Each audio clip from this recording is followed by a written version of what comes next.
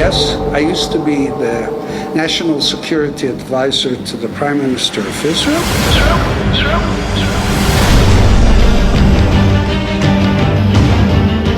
I told him I've been to Tunisia many times. You know who Mr. Zarouk is? We did the change. We actually caused the change in Sudan.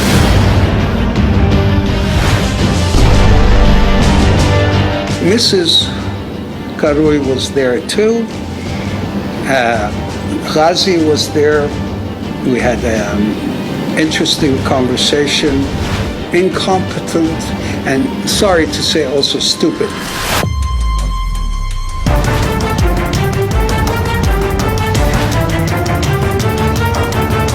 There were two contracts, by the way. Nabil and Salwa Karoui trust account came straight from there, 150,000. It's provable. The wife made it. It was made only last week, by the way, after they demanded that thing. Chief lawyer of the United States Justice Department, Farah, calls. We're trying to help everybody right now in Tunis to get out of the mess by bringing in the Americans, trying to work everything out. And again, we're not doing it for money. We're not doing it for anything. We're trying to clear the mess.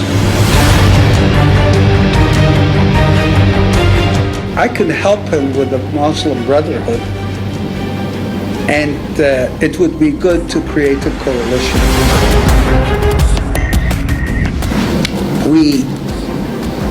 We presented it to him, and he said it's a good idea because this will stabilize Tunisia if we do a coalition that would have both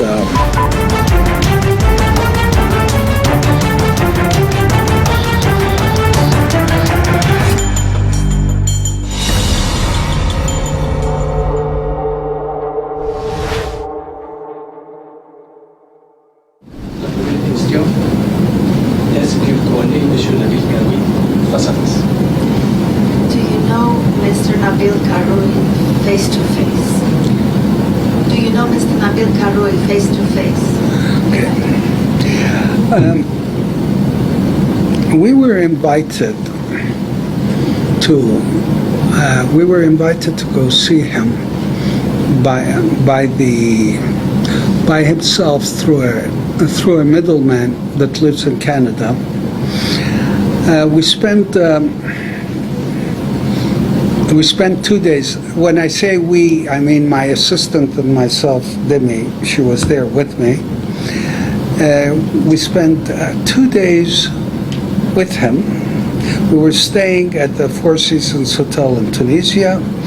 And then the first day we met him at a house that he said it's his business center, very nice house on the beach in Tunis. And basically, he was sure, 100% sure that he was going to win the election and he's going to become president. And he wanted to hire us, not for the election. He wanted to hire us to help him create a new Tunisia, according to him. When I first met him the first day, he was very emotional because he said the anniversary of his son's death was coming up. It was close by and thing. And then his brother was there and his team of people were there. We had a very nice conversation. We spent hours together talking about the possibilities of creating his presidency as a peace presidency in the region. He wanted us to put together the warring sides in Libya to bring to Tunis. and he wanted to call it, create a peace center in Tunis after his son's name.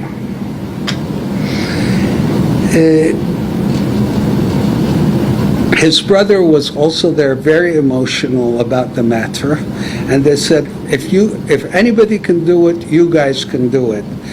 And we were talking then about doing a meeting between the two warring sides in Libya and Moscow with the supervision of President Putin.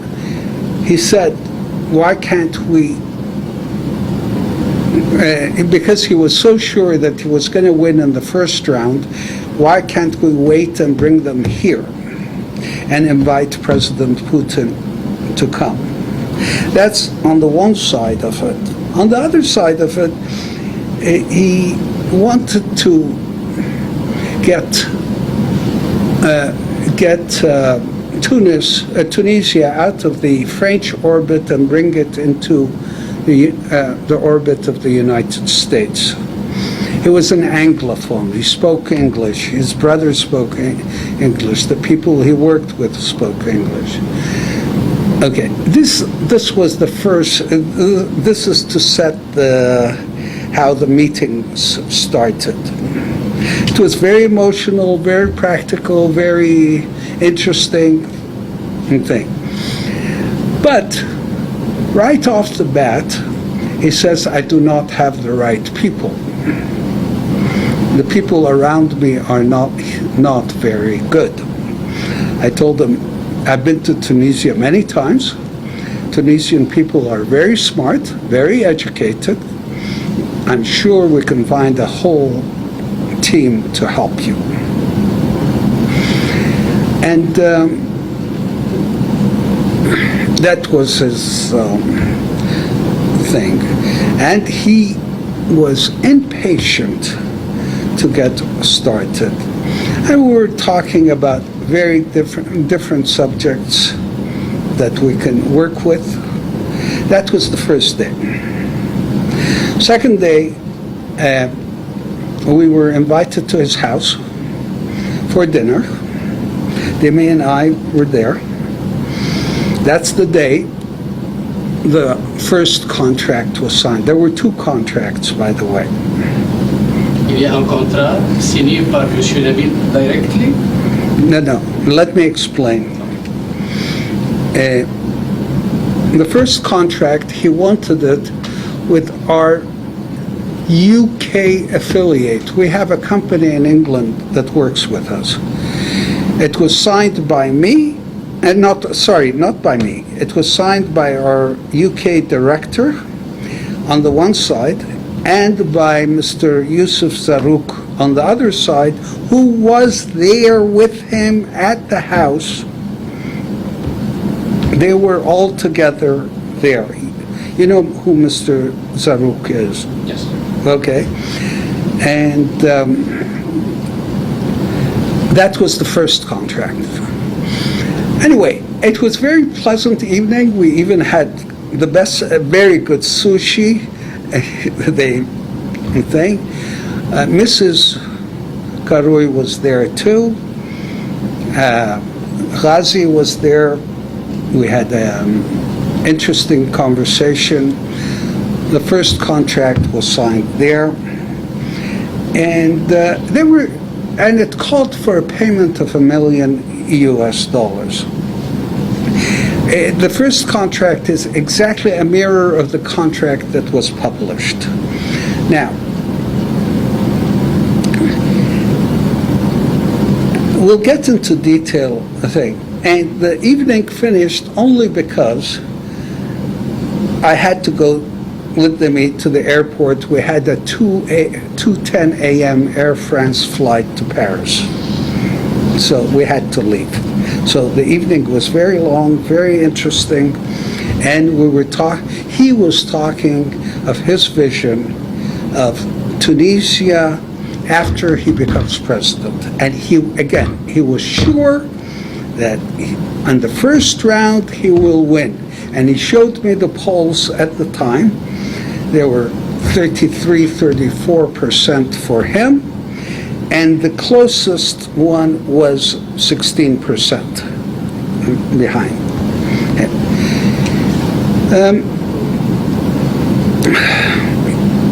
But I also explained to him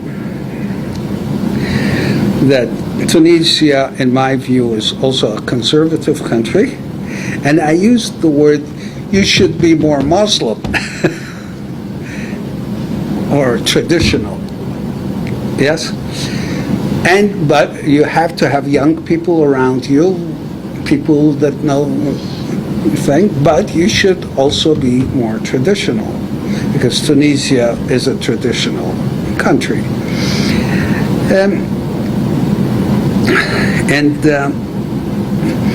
He approached us, we believe, he also said so, because we have consultancy agreements in Sudan and in Libya. But in Sudan, it was very interesting. At the time, he said, you showed how successful you were in Sudan, because we did the change. We actually caused the change in Sudan. Okay. Anyway, so we got to know each other closely over 2 days, and then after I came back to Montreal, there was at least 6-7 times a day talking on the phone back and forth here with him over things, and he kept on, and he wouldn't say why on the phone. He said, I want you back in the next 2-3 days. I agreed, okay, no problem. As I was in the airport in Trudeau, about to leave to Tunisia, I got a call saying he was arrested. Please don't come today. Okay, fine. But Demi did go a day later. I wanted her to see what's going on. Yeah, did go a day later. Now, next thing that occurred, we said that we could help him in the United States right now. But to do this, we have to show some sort of payment and so on and so forth. First of all, is through his lawyer and through the middleman, they said, please take the contract and put it under your name, because it's to make it more thing, which we agreed to. But since he was in jail, they found a gentleman, they said he's his representative that will sign the contract by... Yeah, that's correct. They said they will sign it. No problem. Est-ce que Mohamed Bouderbel est un Tunisien? Sorry? Is Tunisian man, Mohamed Bouderbel? Is he Tunisian? Yes, he is a Tunisian man, they said. I never met him. But he is a Tunisian man.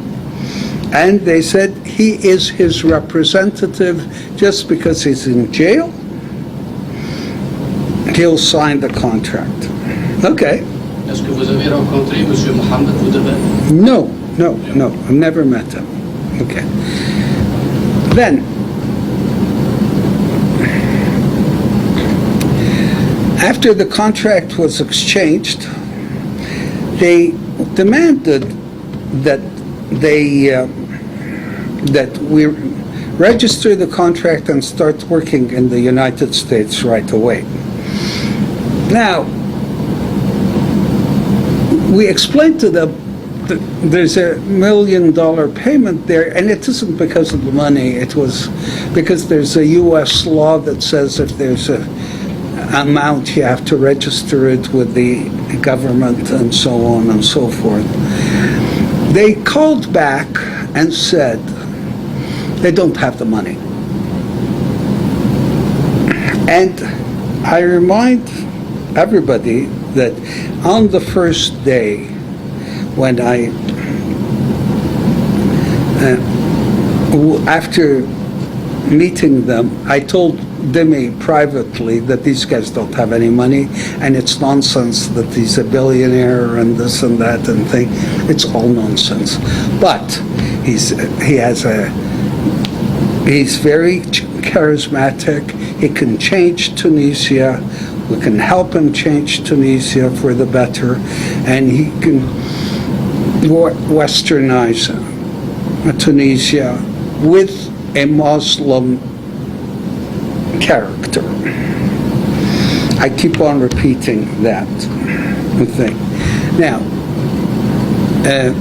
and also, he was worried about the fact that I'm originally from Israel, and I explained this to everybody. Yes, I used to be the National Security Advisor to the Prime Minister of Israel, but I broke with them off because after the Oslo peace process, which I was the author of, one of the authors of, they didn't go along with the peace deal with the Palestinians, so I left. Okay, but I have nothing to do with the Israeli government, or neither does this company. Mais lui, il savait dès le début cette histoire. Sorry? Mr. Karoui, c'est que Mr. Ali, il a travaillé avec le service secret. C'est tout, Mr. Karoui, dès le début. Yeah. Oui, je comprends. Okay. And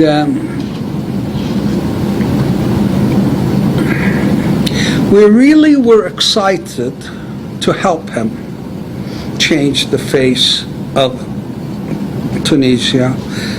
And okay, what they did is they agreed. They said, we have 250,000 to send so you can register. I said, no problem. Send. We'll accept it. We'll go ahead. Est-ce qu'il a payé? They paid 250,000 in 3 payments to our lawyer in the United States. Him. He happens to be here. He didn't come for you. He was here for another meeting. Okay. But he's our lawyer in the United States. And he's also takes the money. He registered the contract with the United States Department of Justice in a unit called FARA. Okay? The second contract, and they demanded that it becomes public immediately. They demanded it down from Tunis. Qui a demandé que le contrat soit public? Who demanded the contract? The lawyer and one of his financial people. C'est la loi. Il faut qu'il soit public. De toute façon. Oui. Okay. And the last time I saw the lawyer was last week in Paris. Which day was it in Paris? I don't remember, but it was last week in Paris. And they were very happy. They said, you should move quickly and thing and so on and so forth. The idea now was to get him an invitation to come to the United States to meet important people in the United States, because that would create pressure to let him out of jail.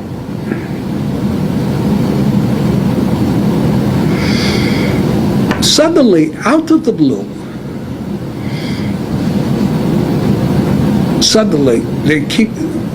after all this was being done, everything was moving well, they start, this contract is a fraud.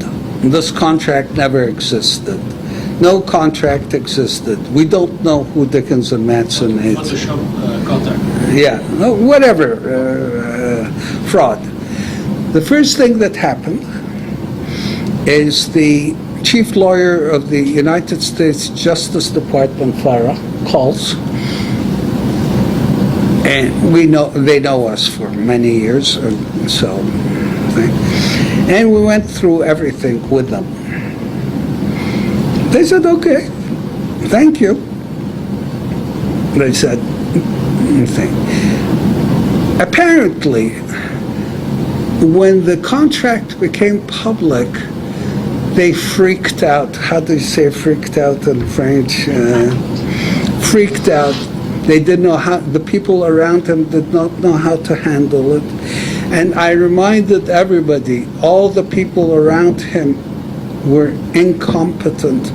He put a team together quickly because he thought at the time he didn't have time, but they were completely incompetent and, sorry to say, also stupid. By lying like this, they shot themselves in the foot by doing all this. Lying.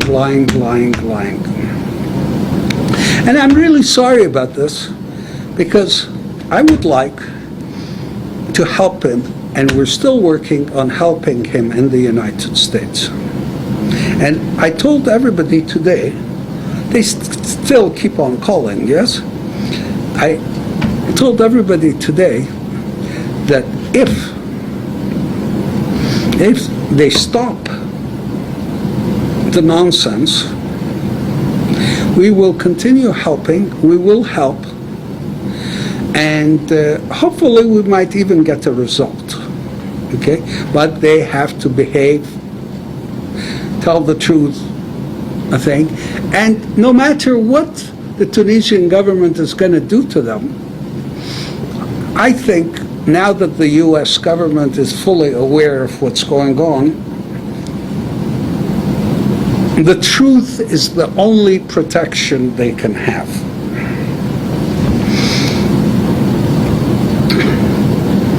And the payments were made. I didn't go into the Nabil Karoui, Nabil and what's the name of Salwa? Yeah, Nabil and Salwa Karoui trust account came straight from there, 150,000. It's provable. The wife made it. It was made only last week, by the way, after they demanded that thing.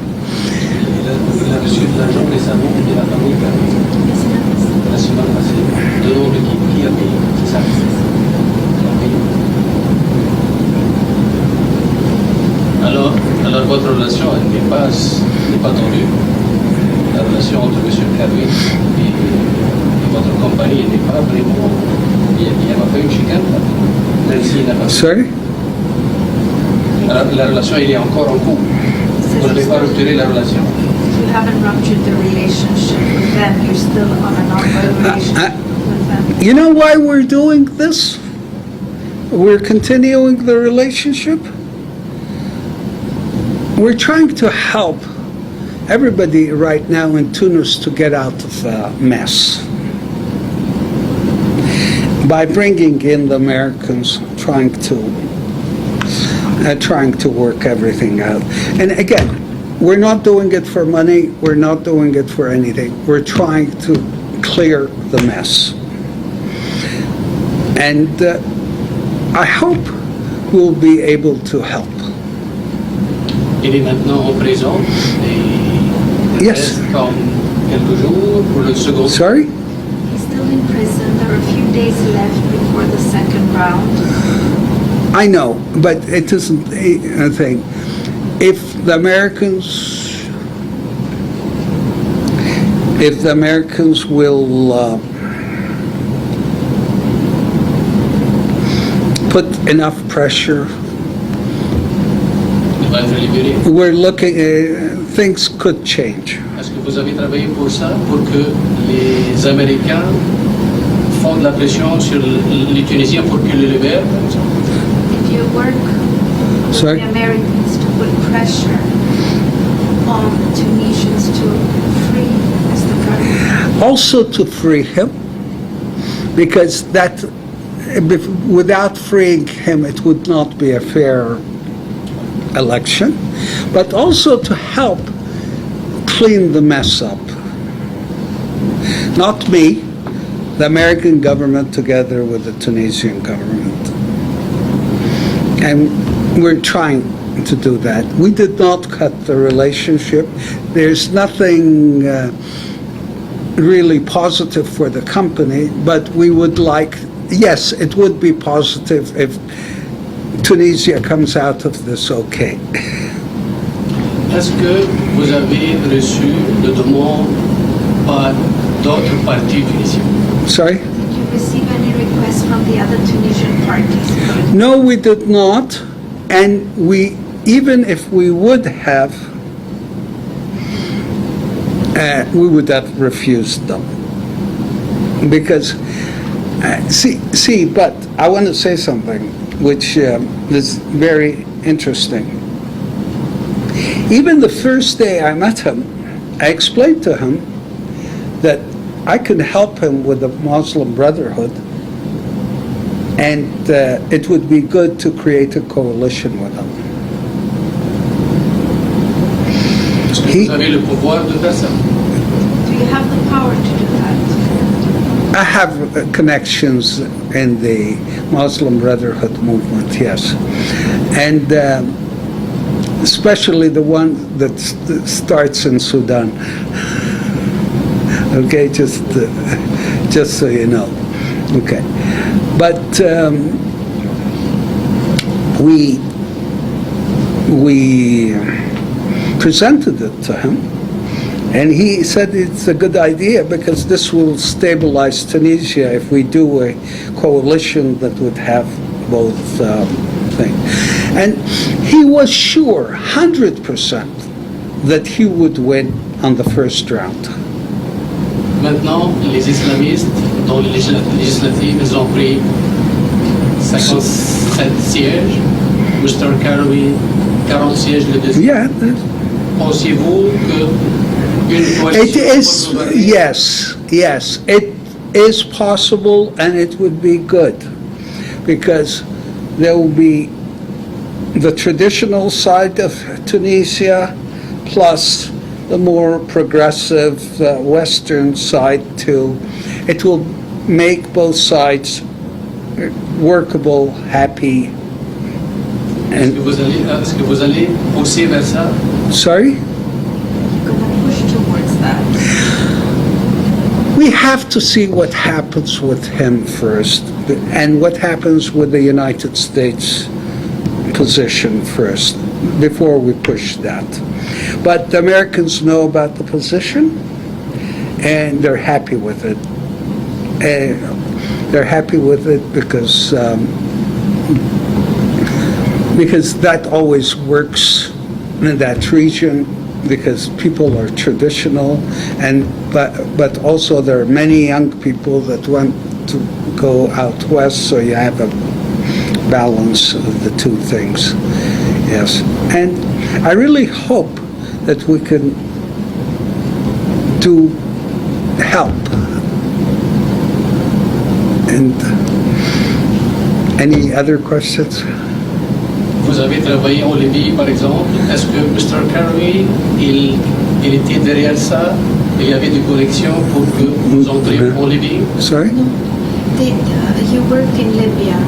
Was Mr. Karoui also involved with that? And did he have connections and pushed you? No. Not at all. He hired us because he knew we were working in Libya, and he knew we were working in Sudan. But he was not yet involved, no. Est-ce que vous avez un mot pour le peuple tunisien qui va voter après 5 jours? Do you have a word for the Tunisian people who will vote in 5 days? I tell everybody, you have to vote your conscience, but if Nabil Karoui will be president, he'll be a very good president. I believe so. From the times that we met him. I'm not doing a propaganda thing for him, but But I believe he could be a good president if he replaces all the team around him. The team around him are completely incompetent and, sorry to say, stupid as well. I don't use that word lightly. And